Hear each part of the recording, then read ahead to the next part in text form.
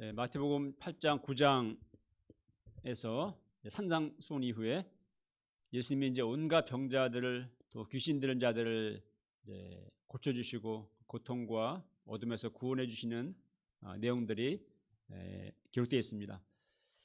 이것은 이제 예수님이 전파하시는 천국이 구체적으로 어떻게 사람들 가운데 임하는가를 또 이제 보여주고 있는데요. 그러나 예수님이 단지 사람들을 이런 어떤 병과 또 귀신 들림 한 현실의 문제들로부터 이제 구원해 주려고 오신 것만은 아닙니다. 오늘 본문에서 예수님은 주님이 이 세상에 오신 근본적인 목적이 무엇인가를 이제 말씀해 주십니다. 예수님이 전파하시는 천국이 구체적으로 무엇으로 인해서 이루어지는 천국인지 그 천국 역사의 본질을 우리에게 가르쳐 주십니다. 지난주 말씀에 가다라 지방에 하셨던 예수님은 이제 배를 타고 다시 이제 본 동네인 가버나움으로 오셨습니다. 1절을 보면요, 이때 사람들이 이제 침상에 누운 중풍병자를 이제 데리고 왔습니다. 이게 이제 다른 복음서에 보게 되면 이제 뭐 너무 사람 많아가지고 데려갈 수 없어가지고 지붕을 뚫고 한지 설명이 되는데 마태는 굉장히 간결하게 기록하고 있습니다. 자, 2절에 보면은 예수님은 그들의 믿음을 보시고 말씀하십니다. 2절을 읽어보겠습니다. 시작.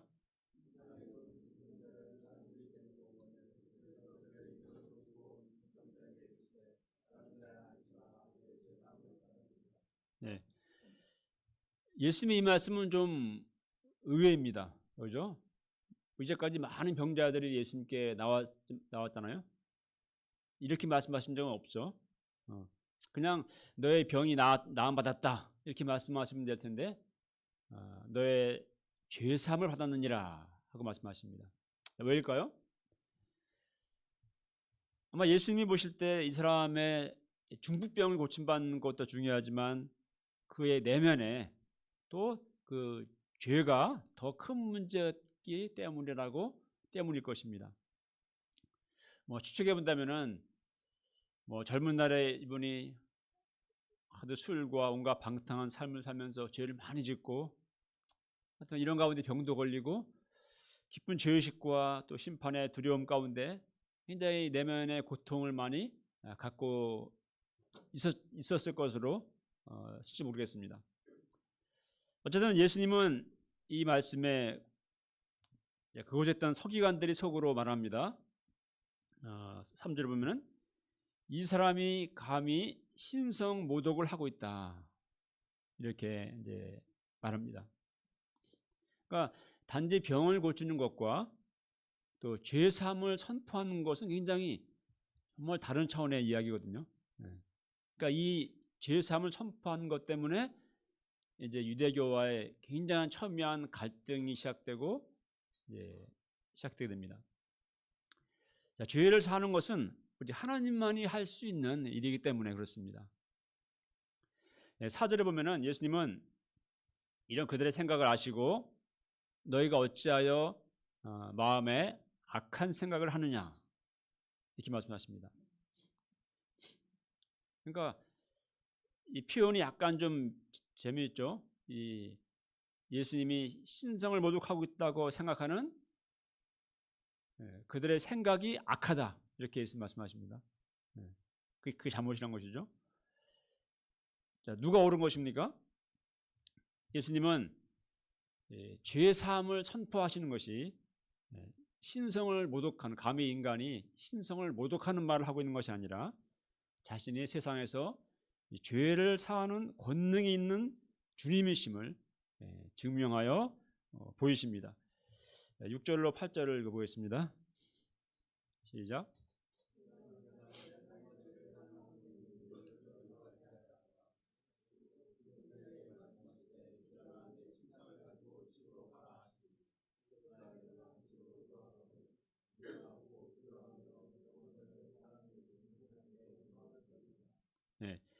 예수님의 이 사건을 통해서 단지 병을 고치시는 분이 아니라 주님이 이 세상에서 죄 사함을 주시는 죄 사함의 권능자가 되심을 선포하셨습니다.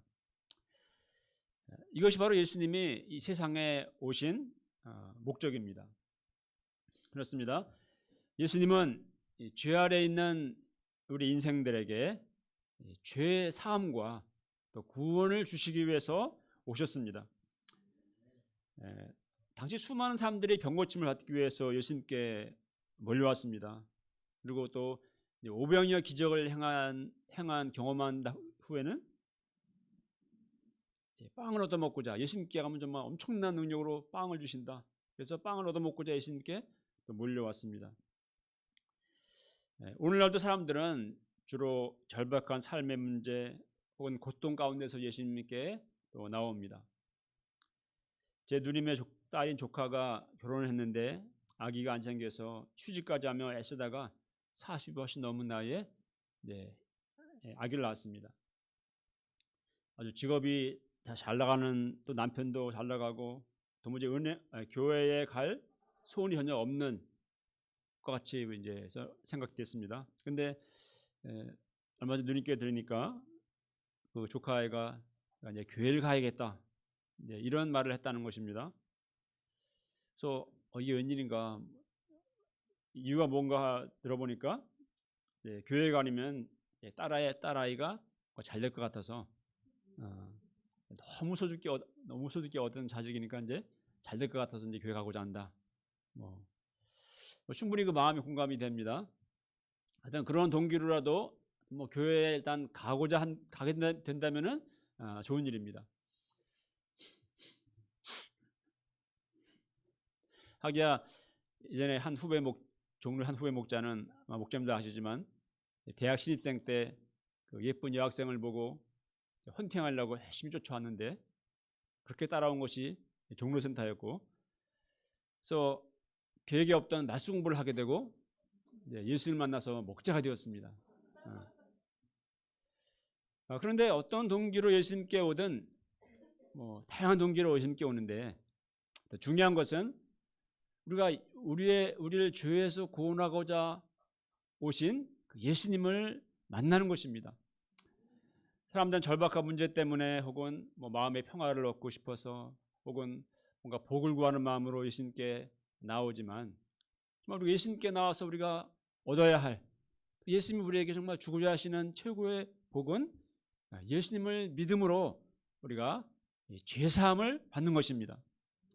죄사함 받아서 내 영혼이 구원함을 얻고, 그래서 천국과 영생을 얻는 것입니다. 누구나 하나님 앞에 모든 사람은 다 죄인입니다. 우리 늘 죄를 지으며 살아갑니다. 내가 평생 지은 그 많은 죄들을 가지고 훗날 하나님 앞에 서게 된다면 어떻게 되겠습니까?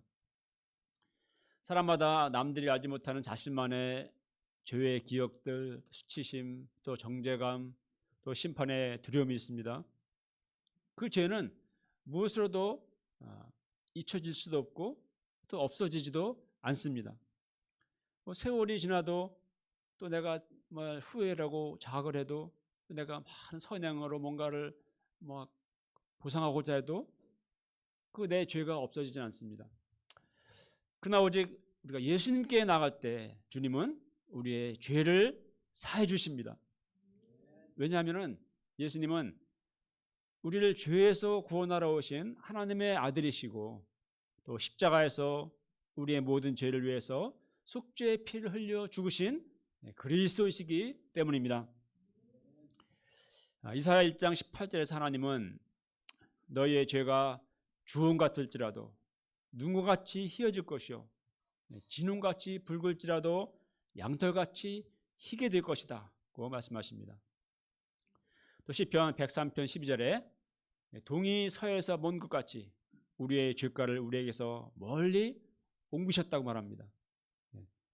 동쪽과 서쪽은 물론 지구는 둥글지만은 일단 동과 서는 반대 방향이잖아요. 그러니까 영원히 옮겨버리신다 하는 것이죠. 또 요한일서 1장 9절에 그는 미쁘시고 의로우사 우리 죄를 사하시며 우리를 모든 불의에서 깨끗하게 하여 주신다고 말씀합니다. 우리 모두 예수님께 나가서 나의 모든 죄를 고백하고 또 사함받는 놀라운 구원의 은총을 누리는 복된 자들이 될 수 있기를 기도합니다. 네, 9절을 보겠습니다. 네, 시작.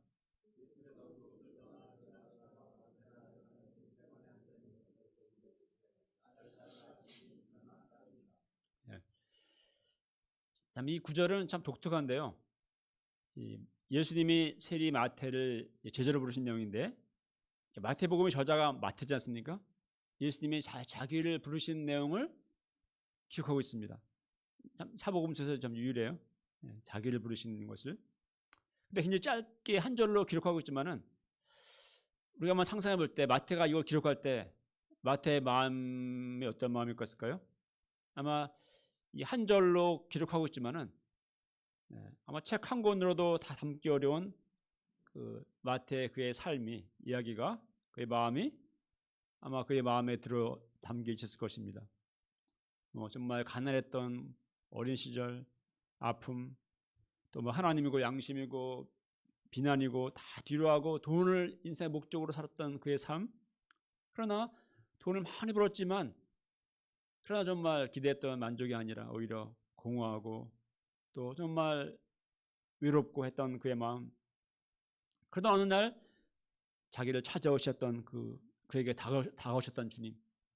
그 주님의 그를 바라보시는 긍휼의 눈빛, 그리고 주님의 그 인자하신 음성, 그 가슴 가득한 그 수많은 기억들을 아마 마음에 담은 태에 마태는 한 구절로 이거를 기록했을 것 같습니다.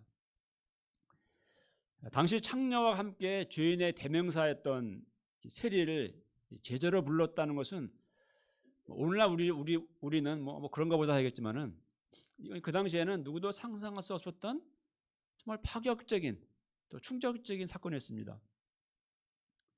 자, 예수님 어떻게 그럴 수가 있었을까요? 그것은 주님이 그 레위를 마태를 길을 지나가시다가 그를 보았을 때 어떻게 보았을까요? 그를 긍휼의 눈으로 보셨기 때문입니다. 세관 앉은 그를 보았을 때 저 세리놈 정말 재수가 없다. 왜 저러고 사냐? 이런 마음으로 그냥 보고 지나칠 수 있었습니다. 보통은 다 그렇게 봅니다. 그의 과거, 그의 직업 혹은 그의 현재 모습과 행색을 보면서 우리는 그런 눈으로 사람들을 바라봅니다. 혹은 부담스러워하고 피합니다. 그러나 예수님은 그를 긍휼의 눈으로 그를 바라보셨습니다. 소망의 눈으로 그를 보셨습니다. 우리가 어떤 그냥 정죄와 판단의 눈으로 보면은 그렇게 보이지만은 긍휼의 눈으로 볼 때 소망을 갖게 됩니다. 그리고 그 소망이 사람을 살립니다. 누구도 세리를 그런 눈으로 보지 않았습니다. 그저 정죄와 또 판단과 멸시의 눈으로 보았습니다. 죄인 세리가 위대한 사도가 되리라고 어느 누가 정말 상상이나 했겠습니까? 그러나 예수님의 그 긍휼의 시선과 소망이 그를 변화시켰고 성 마태가 되게 했습니다. 우리 마태가 아니었다면은 우리는 그 주옥같이 아름다운 심오한 산상수훈의 말씀들을 알지 못했을 것입니다. 마태복음에 산상수훈이 없다면 얼마나 아쉽겠습니까? 그죠? 안 꼽는 찐빵처럼. 네. 그뿐만 아닙니다. 마태복음에만 기록되어 있는 특히 마태복음은 천국 비유가 많아요. 알곡과 가라지의 비유, 또 밭에 감추인 보화, 또 값진 진주의 비유, 또 1만 달란트 빚진 자의 비유, 또 천국 혼인잔치의 비유, 또 포도원 품꾼의 비유, 또 열처녀의 비유, 또 양과 염소의 비유, 이런 보배로운 천국 비유들을 우리는 알지 못했을 것입니다. 또 우리 성탄 때마다 배우는 뭡니까? 예? 임마누엘도 마태복음에 있고, 또 동방박사 이야기, 동방박사 형배 이야기, 또 베드로가 물리를 걸었던 그 사건, 그것도 우리는 알지 못했을 것입니다. 우리는 얼마나 마태에게 은혜의 빚을 지고 있습니까? 그래서 저는 참 이런 마음이 듭니다. 마태 선배님 고맙습니다. 존경합니다. 뵙고 싶습니다. 이런 말이 나옵니다. 누가 죄인 세리 마태가 훗날 이런 사도가 되리라고 생각했겠습니까? 그러므로 우리 마태를 생각해 볼 때 어느 누구도 우리는 사람을 외모로 판단하지 말아야 합니다.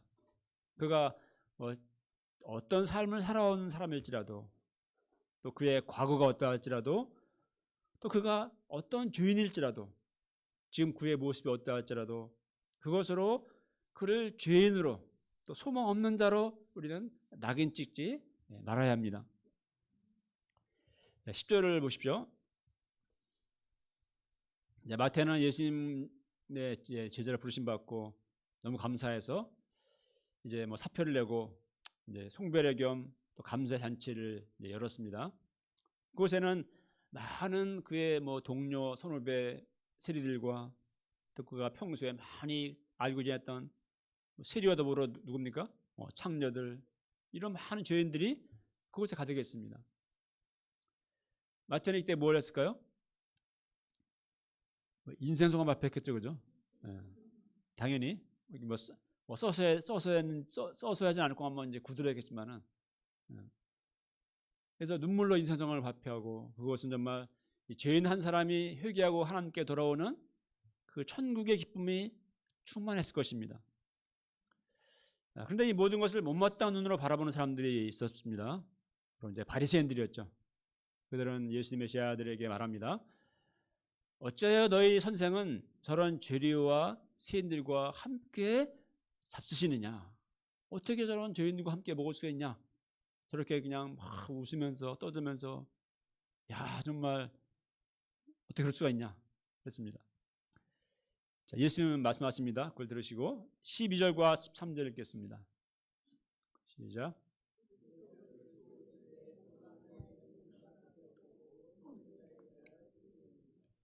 너희가 가서 내가 긍휼을 원하고 제사를 원치 아니하노라 하신 뜻이 무엇인지 배우라. 나는 의인을 부르러 온 것이 아니요 죄인을 부르러 왔노라 하십니다. 바리새인들은 어떻게 저런 죄인과 함께 식사할 수 있느냐 이렇게 말했지만, 반면 예수님은 병든 사람에게 의사가 필요한 것이다 이렇게 말씀하십니다. 예수님은 죄인들을 병든 사람의 시각으로 보신 것입니다. 똑같은 대상이지만 어떤 눈으로 어떻게 보느냐에 따라서 전혀 다릅니다. 죄인이라고 아주 천박한, 흉악한 죄인이라고 보면은 이제 부담스럽고 뭔가 판단하게 되고 좀 멸시하게 되고 가까이지 말아야 할 그런 존재로 보이겠지만, 병든 자라고 보면은 얼마나 아플까, 얼마나 힘들까, 이렇게 긍휼의 눈으로 보고 뭔가 고쳐주고자 할 대상이 됩니다. 예수님은 죄인들을 그런 눈으로 보셨습니다. 바리새인들에게는 그런 긍휼이 없었습니다. 예수님은 그들에게 하나님이 호세아서에서 하신 말씀, 나는 긍휼을 원하고 제사를 원하지 않는다 하고 하신 뜻이 무엇인지를 너희들은 배워야 한다고 말씀하십니다. 하나님은 긍휼의 하나님이십니다. 하나님은 제사라는 종교 행위, 우리가 열심히 예배드리고 찬양을 하고 뭘 섬기고 봉사를 하고 다 하나님께 우리가 하는 제사 종교 행위지만은, 단지 그 행위 열심히 하는 것보다 우리가 긍휼의 마음을 가진 자, 또 긍휼히 여기는 자가 되기를 원하십니다. 하나님이 긍휼의 하나님이시다는 것은 얼마나 우리에게 은혜가 되고 또 위로가 됩니까? 하나님이 오직 율법의 하나님, 또 의로우신 하나님, 또 우리에게 완벽한 의를 요구하신 하나님이라면은 얼마나 정말 살벌하고 또 숨막히고 우리 쉼이 없고 정말 하나님 앞에 두려워 떨 수밖에 없겠습니까? 예수님 말씀하십니다. 나는 의인을 부르러 온 것이 아니요 죄인을 부르러 왔노라. 예수님의 많은 은혜로운 말씀들 중에서도 특히 이 말씀은 진정 우리에게 은혜가 되고 위로와 또 소망이 되는 말씀입니다. 왜냐하면 우린 다 정말 우리 본성이 죄로 깊이 병든 그런 점에서 구제불능인 그런 죄 아래에 있는 인생이기 때문에 그렇습니다. 제가 나이 60이 넘었고 신앙생활 경력이 44년이 되었습니다. 참 제가 처음 예수님께 나올 때가 아직 기억이 선한데 이렇게 많은 세월이 지났습니다. 44년 신앙생활 했으면은 이 정도면 신앙생활 할 만큼 했죠. 또 성경도 읽을 만큼 읽었고 또 수양도 할 만큼 했습니다. 지금까지 제가 UBF 와서 수양에 간 횟수만 해도 몇 번 될 것 같습니까? 선생님 볼 때 몇 번 제가 했을 것 같아요? 120번. 아주 크게 잡아서 얘기한 것 같은데 제가 스텝 수양회까지 합치면은 제가 보니까 한 200번은 갔습니다. 저는 제 인생을 돌아볼 때 정말 나는 수양의 인생이구나. 평생 수양만 했구나. 200번 수양에 가서 영적인 수양을 했으면은 좀 뭔가 성자가 가까이 되지 않겠습니까? 근데 지금 자신의 모습을 볼 때 참으로 절망스러울 때가 많습니다. 나의 모습은 너무나도 하나님 앞에 정말 죄와 허물뿐인 이기 때문에 그렇습니다. 만약 주님이 나는 의인을 부르러 왔노라 하시는 분이라면은 저는 진작에 아웃돼 당했을 것입니다. 아니 40년이 지나도 어째 죄와 허물이 똑같냐? 어째 그대로냐? 아니 더 오히려 더 악화됐냐? 이런 정죄 가운데서 도무지 주님 앞에 나아갈 수가 없을 것입니다. 그러나 나는 의인을 부르는 것이 아니요 나는 죄를 부르러 왔노라 하시는 예수님이시기에 저는 오늘도 죄와 연약함 또 악함과 허물뿐인 이 모습 이대로 주님 앞에 나아갈 수 있습니다. 주님은 이런 나를 정죄하지 않으시고 나를 긍휼히 여기시는 주님이시기 때문에 그렇습니다. 예수님은 죄인을 부르러 오셨습니다. 나는 죄인을 부르러 왔노라 하시는 예수님은 죄로 병든 인생들의 소망이십니다. 누구나 이 예수님 앞에 나아갈 수 있습니다. 있는 모습 그대로 나아가면 됩니다. 나의 모습이 얼마나 연약할지라도 또 죄로 병들었을지라도 모두가 나를 부담스러워하는 그런 모습일지라도 주님은 나를 긍휼히 여겨주시고 또 있는 모습 그대로 영접해 주십니다. 그리고 소망의 눈으로 봐주십니다. 나의 모습 또 추하고 부끄러운 죄를 용서해 주십니다.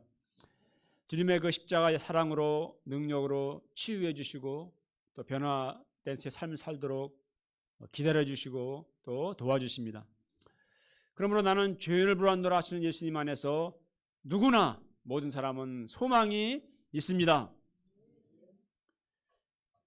저는 죄와 허물뿐인 자신을 깨달을 때마다 탄식하지만 또 동시에 그러기에 저는 주님이 필요합니다 하고 늘 고백합니다. 주님만이 나의 의가 되시고 주님만이 나의 구원이 되심을 늘 고백하고 또 감사를 드립니다. 예수님은 죄인을 부르러 오셨습니다. 그렇다면 그럼 죄인이 아닌 사람들은 예수님이 필요 없을까요? 우리 가운데 나는 내가 왜 죄인인가? 혹시 이런 분이 있습니까? 그렇지 않습니다. 모든 사람들은 인생은 죄인입니다. 죄인이라고 생각하는 죄인과 또 죄인이라고 생각하지 않는 죄인이 있을 뿐입니다. 내가 지금 깊이 정말 암에 병들었는데 내가 병든 것을 모르는 게 더 심각한 것이죠. 병을 알면 고칠 텐데 모르니까 더 심각한 것입니다. 죄인이지만 죄인인지를 모르는 것이 더 문제입니다. 우리 모두 죄인을 부르신 예수님 앞에 나가서 나의 죄인됨을 고백하고 그 주님을 예수님 나의 주님으로 영접하고 또 만나기를 기도합니다. 14절을 보면은 이제 요한의 제자들이 예수님께 나와서 이제 금식하는 문제로 이제 따지는 것이 나옵니다. 왜 우리와 다 금식하는데, 바리새인들 금식하는데 왜 당신의 제자들 금식하지 않습니까?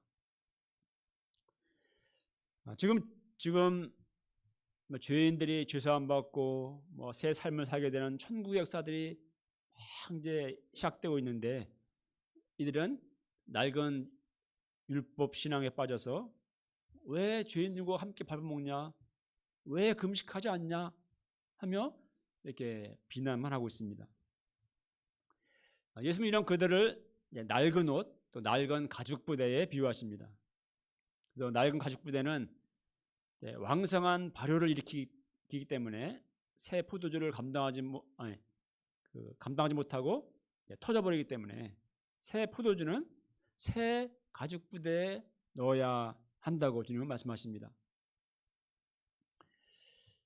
그래서 좀 낡은 가죽 부대 같았던 그 당시 바리새인들은 오히려 이 천국의 역사에서 그들은 제외되고 반면 새 가죽 부대와 같았던 정말 자신이 죄인임을 알았던, 그래서 죄인의 심령으로 주님께 나왔고 겸손하게 나왔고 회개하고 그 복음을 영접했던 제자들 또 세리와 창녀들 죄인들이 오히려 복음을 영접하고 삶이 변화되고 먼저 천국에 들어가는 천국 백성들이 되었습니다. 예수님의 가르침과 복음은 언제나 새 포도주와 같습니다. 복음이 그 새 포도주로 임하는 사람의 마음에는 죄사함과 구원, 또 변화, 생명의 역사가 일어납니다. 그러나 낡은 가죽 부대와 같이 된 사람의 마음에는 이 복음이 새 포도주로서 담겨지지가 않습니다. 과거 새 가죽 부대와 같았던 우리의 마음이 지금은 낡은 가죽 부대가 되어 있지는 않습니까?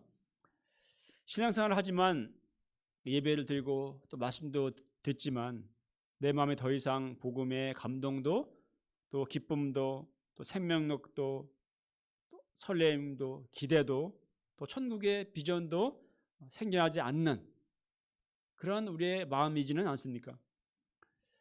신앙생활을 한 몇십 년 했으니까 예수님의 복음이 이제 새 포도주가 묵은 포도주가 되어버린 것일까요? 예수님의 복음에도 새 포도주로서의 또 유효기한이 있습니까? 그렇지 않습니다. 나의 마음이, 우리의 마음이 낡은 가죽 부대가 되어버린 것이 문제입니다. 예수님의 천국 복음은 옛날에나 또 지금도 언제나 새 포도주입니다. 우리 마음이 새 포도주가 되므로 우리 마음이 새 부대가 되므로 복음이 새 포도주로서 나의 마음에 담기고 죄사함과 또 구원, 변화, 천국의 생명 역사들이 활발히 일어나는 우리의 삶, 우리의 공동체가 될 수 있기를 간절히 기도합니다. 네, 위절 읽겠습니다. 13절 시작.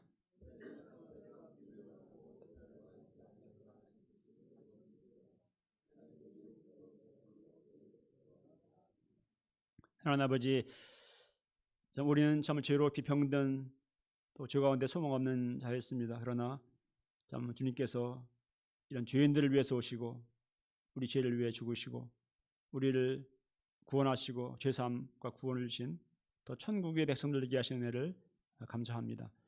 정말 내가 죄인임을 알고 늘 죄인을 부르신 예수님을 새롭게 영접하고 만나는 그 마음이 또 새 가죽 부대 같은 마음인 것을 깨닫습니다.